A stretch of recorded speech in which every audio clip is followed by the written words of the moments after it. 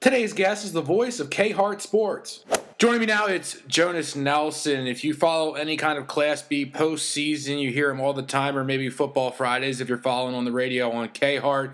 Before we get to that, though, tell me what it was like growing up on, the old family farm in Surris and then getting over to Hillcrest Academy in Fergus Falls. Yeah, Ben, I did grow up in the area. I grew up on a family farm up at Surris, North Dakota, which is about 70 miles north and east of Minot, up along the Canadian line. My mom and dad still live on the farm up there, and I did grow up going to school in Surris. Went there through my sophomore year of high school, and then for junior and senior year, I transferred to Hillcrest Lutheran Academy in Fergus Falls, Minnesota, which is the high school that was owned by the church denomination that we attended in Botno, the Church of Lutheran Brethren. My mom had graduated from Hillcrest when she was young, and so that's kind of how we had a connection with that, and graduated from there in 1986. That's awesome, man. So you move on to good old Brown Institute. What makes that so great? It's Jonas Nelson and Mike Elm University, apparently. Well, I always knew that I wanted to do radio. Ever from being a little kid growing up on the farm, I knew that I wanted to do that. After I graduated from Hillcrest, I didn't immediately go there. I spent 1 year in Wahpeton at the State School of Science there, taking business. I roomed with my best friend from Hillcrest who went there as well. So we went to 1 year there, business school, and then after that, I transferred down to Brown Institute in Minneapolis. At that time, they had two options for people going into media. There was a 9-month course, which is kind of the basic course to get you into the industry, and then an 18-month course, which also included some of the management side. I had no desire to do management side, so I simply took the 9-month course on getting into radio. Once I completed that, the placement director, let's just say we didn't get along real well, because I knew that I wanted to stay in Christian radio, and I wanted to stay in the upper Midwest.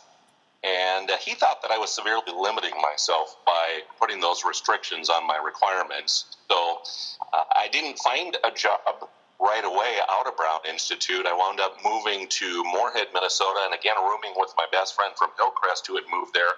And I actually worked a year there before finding a job in radio. What drew you to the radio profession compared to, say, like TV print? Ben, I have a face for radio. I grew up with it. So that's why I chose. No, actually, when I was growing up on the farm, my mom and dad had KHRT on the radio all the time. We had it on in the house. We had it on in the barn. It was on in the pickup, in the vehicle. When we're out on the tractors working, it was on. I grew up listening to it, and so I enjoyed it, and it was something that I guess just God placed it in my heart that, yeah, this is what you're going to do. And so even when I was a little kid, I would go by the record player, and I would pretend I would be in radio. I would put a record on, play a song. My sister had one of those little Fisher-Price popping things, little push things. It had a red ball at the end of the handle, which I used for my microphone. It worked perfectly to set it up. And then I would talk into the microphone. I'd switch the record, play another song for my mom. So I played radio even as I was a little kid at home, and it was something I always wanted to do. And, well, I guess I'm doing it now and for a long time here, and it's not really work to me. It's just fun to come in every day. That's awesome, man. So as you were growing up, do you ever think, I know you were playing radio, but do you ever think KHRT was going to be the spot for you? And then why did you want to be in Christian radio as a genre? Why was that important? Well, I didn't know that I would work at KHRT. No, I had no idea that would happen. Why I wanted to stay in Christian radio was simply because I guess my faith is so important to me. It's what gives me life, and I wanted to proclaim the good news of what the gospel says to other people, and so a way to do that was through radio. All right, so this might fly in the face a little bit of that here, but One of your stops I researched was you worked a little bit in construction between like the KHRT gig and like when you got out of school. And construction guys, I mean, I can only imagine like being on the job site for that. How much did that help you with creative, I don't know, on-air appropriate broadcast vernacular when you think construction workers, all they're doing is like, catcalling in New York City? Yeah, actually, when I finished Brown Institute and moved to Moorhead for that year, the construction company that I worked for was owned by a guy from the church I attended in Moorhead. Okay, good. From Triumph Lutheran Brethren Church there in Moorhead. He owned the construction company. It was just a small company, and he built residential homes. So, yeah, I did work with other guys, and they weren't necessarily believers, but it was just like anything. I mean, we all live our lives, and I think they respected where I came from, and I respected where they were at. So, yeah. All right, sweet. So you're not just like a play-by-play guy. That's where I know you from for the most, to follow all these sports. Tell me a little bit about all the different responsibilities that you have as program director at KHRT, and maybe what are your favorite sports and non-sports parts of the shifts that you have? Well, being a small family-owned radio station, all of us on staff here, I mean, our duties are multiple and various. I guess for me, I do an on-air announcing shift on both of our radio stations, the AM and the FM. Each day I'm on in the mornings on the AM station, and then in the afternoon drive on our FM radio station. So I have that. I'm in charge of making sure that all our programming is up to date, and when it comes to maybe new ideas of programming or things like that, responsible for that and talking with management about that. Also, when it comes to music that we play on both of our radio stations, I'm in charge of that as well. Compiling and doing the news and sports broadcasts, farm and agricultural news, markets, all of that stuff. I'm responsible for all of that. And then recently, also a little bit of sales of contacting businesses and, basically trying to sell sports broadcast sponsorships. I've started a little bit of that as well. So It's a lot. So, like the faces on the KHRT bios page, it's you and then Andrew Hinkle. Tell me a little bit about what he's done for the station since showing up from Our Redeemers, and then past him, I mean, you mentioned like the rest of the team, if you'd like to acknowledge what they do at KHRT. Yeah, absolutely. Andrew's been a great addition. You went to Our Redeemers Christian School, came from Moody Institute, Moody College in Chicago is where he graduated from, and then upon graduation started here. So he's worked here about a year and a half now, I think. He does a great job. He's basically in charge of the production side. So when the advertisements are sold, they'll work with Andrew and creating the commercial that they want to air. He also does on-air shift and helps me out in different ways here. He's been a great addition. Of course, Roy Levitt is transitioning to be the owner of the station. Dick Levitt, who owned the station, passed away at the end of October here. He was the one who had purchased KHRT in 1982 and had owned it since that time. So Roy, his son, has worked here for a number of years, and he's transitioning to become the new owner. Frank Booker is out in the front office. He helps take care of everything out there when it comes to getting all the information into the computers and answering telephones and things like that. We have Sherry Ostream is one of our salespeople that will kind of help head up that department. Other than that, that's pretty much the core that we have here in Minot. We do have a few remote announcers that we work with that will do stuff for us, but the core here in Minot, pretty small staff. So for the owners, is it going to be like father like son pretty much with this transition? Yeah, I think so. Roy has, I think, the same vision to keep it a Christian radio station, to continue to be involved in the area communities. Right now, we're really in the midst of our Horn of Plenty program, which helps out families in need, and definitely going to continue that. And there might be a few tweaks, different ideas on different things throughout the year that we will do, programming-wise and things like that. But for the most part, I think it will be just a continuation of that vision that was set up for. Great. So it's like, is it like a natural continuation when it comes to you doing your public address announcing at like Our Redeemers games, from like the Christian radio to the Christian school game? Yeah, the last few years I have done the public address for like the volleyball games. Basically, it's because it just worked it into my schedule. Mm-hmm. I really enjoy doing that. It's just kind of a natural transition. It's, of course, easier than doing play-by-play because you don't announce everything that's going on. But that's something fun to do, and just kind of a way that I can give back to the school. Well, what are kind of the best venues that you've been in as a broadcaster, and then along with that, just like the big moments that you've seen in the play-by-play seat? Best venues? Oh, my goodness. I tell you what,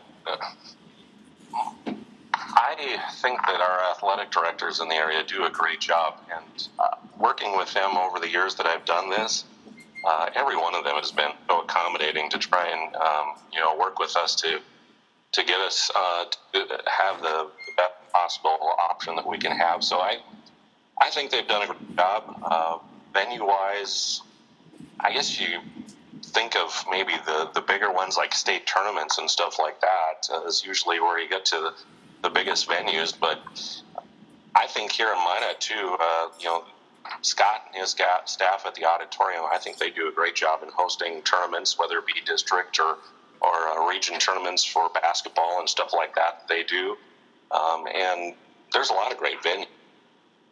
Mm-hmm. I guess play-by-play wise, I guess 2003 was when I started kind of doing color play-by-play. We had hired a gentleman, John Kennedy, who is our play-by-play guy and in charge of sports back at that time. And so he did play-by-play, and I would go out a few games with him and do some color and stat with him. Did that for about, I think, 3 years, until about 2006 or 7, when I actually started in as he moved on from KHRT, and then so I kind of fell into that role of starting play-by-play and have done that. As I think back, I think of maybe like Velvet Aggies football. We've been really connected with them over the years, and think back to 2009, 2010 when they won those back-to-back state titles, undefeated seasons. Those are pretty special to cover those. Back when John Mack was quarterback at that time, and they had a great run there. Bishop Bryan girls basketball, those 3 straight titles that they had in 13, 14, 15. You had that core, Hannah Stewart and Gabby Bull and Maddie Wald that played together and got in those titles. Those were pretty special. And then I guess what also comes to mind, our Redeemers boys basketball team, they made the state tournament in 2016, and I'll never forget that district championship game they played against Bishop Bryan. Went to overtime, and John Wrighton, of all people, hits a 3 from half court on a desperation shot and gives them the district championship there. And then they would go on to state and be runners up to 4 wins that year. I guess the other thing that really comes to mind is just this fall we started doing some volleyball with the tournaments and doing the Our Redeemers match against DLB in that region championship this year, where they were down, and DLB looked like they were going to take it this year. And 4th set, it was 11-0 they were ahead, and then Our Redeemers fought back and comes back to win 3 sets to 2. That was pretty amazing to cover that one too. So there's been a lot of moments over the years I've had the fortune of being able to cover and describe appropriately to those listening. Yeah, that John Wrighton shot was crazy. I filmed that, and then Mr. Wrighton, even to this day, he's like, "Oh, whenever I'm having a bad day, I just pull up that shot. So thanks a lot." And two other takeaways on that. So he was John Kennedy, huh? Really, real name and everything. That would be his on-air name. I was gonna say maybe he doesn't want the real one outed. I guess maybe. So then, what about you guys just picked up volleyball? How do you kind of call that game without saying like we go back and forth and back and forth? How do you kind of like color that up? You know? It's really kind of in a sense, it's kind of the same way as basketball, except it's just a little quicker. It still involves, describing who is hitting the ball, where it's at, and what's happening. And so, yeah, it's different. It's quicker paced for sure. But in some senses, I see it as almost a little bit like basketball in that sense. All right, that's good. So, taking back right to your start at KHR, I wanted to ask you about this.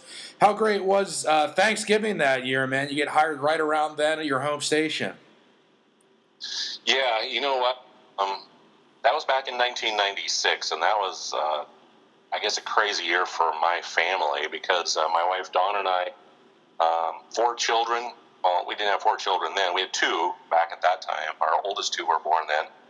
And a station that I worked at, Minneapolis, a small Christian AM station, a lot of changes being made there. So a guy that I had worked with there a few years earlier had moved out to Black Hills, out to the Spearfish area, to a Christian station there. He called me and said, "Hey, I got a job out here and stuff." So we went out, looked, and interviewed, and wound up the 4th of July in 1996, moved to the Black Hills for that job.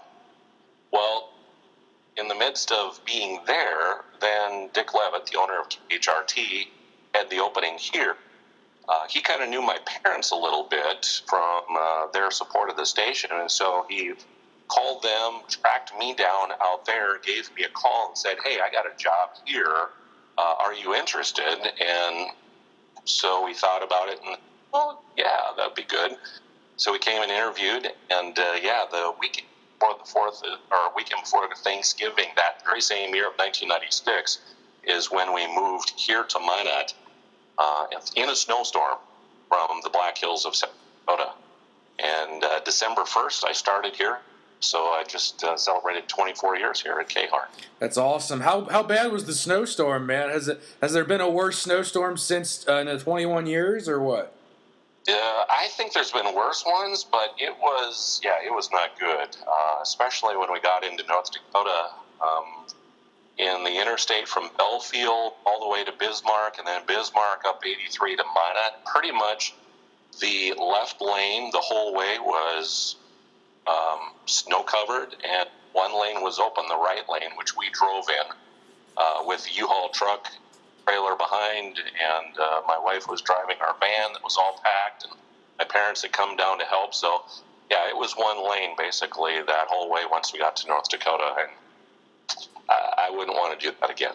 Yeah, it's crazy. I remember I had to drive through fog overnight to Minneapolis to make a flight for a vacation one time just because it was so fogged up, and that was like one of the scarier things I've ever had to do. So tell me a little bit about how you help out. You guys like to help out outside of church. I know your career is Christian radio, but even on top of that, why is it important to you to just have those opportunities? Yeah, I guess I do volunteer at our church. We go to our Redeemers, and I do a lot of volunteer work there, whether that be helping out in the children's ministry or serving on that children's board, serving on the elder board there for the church. I've also done a lot with sound and video the last several years and stuff. And I guess I do it just because I love to do it. I guess I feel that I've been gifted with some talents and abilities in certain areas like that. So, I should give back. So that's why I do, and I love to do it. That's awesome, man. Hey, Jonas, one more time. I know you mentioned like the different shifts, responsibilities a while back. Tell us where people can most consistently hear you on KHRT if it isn't the sports games. On our 1320 AM radio station, generally you can hear me between 9:30 in the morning and 1 p.m. in the afternoon. And then over on our FM station, 106.9 FM, you can generally hear me between 4 and 7 p.m. afternoons. All right, sounds good. Hey, thanks for stopping by, Jonas. Really appreciate it. Thanks, man.